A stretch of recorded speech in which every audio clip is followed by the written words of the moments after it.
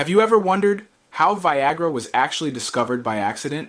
What started as a failed blood pressure medication ended up changing the entire conversation around men's health.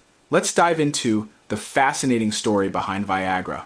Watch this. You want to tell people the story of how Viagra was developed?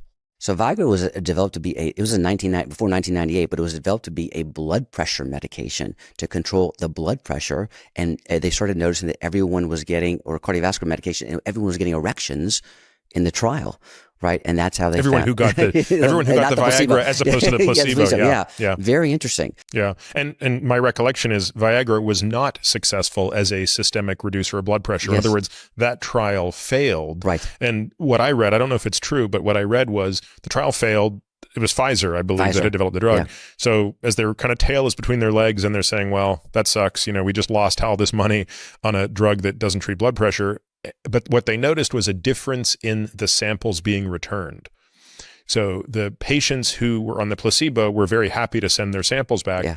And somehow the majority of patients on the treatment drug, Viagra, which wasn't called Viagra at the time, of course, were disproportionately keeping it, which then prompted them to ask follow-up questions and say, why are you keeping it? Right. And that's how they sort of backed into this unintended consequence, which is amazing in that it went from, you know, a ho-hum blood pressure drug that would have had a market size of this to a market size of this. And it was a game changer in my field.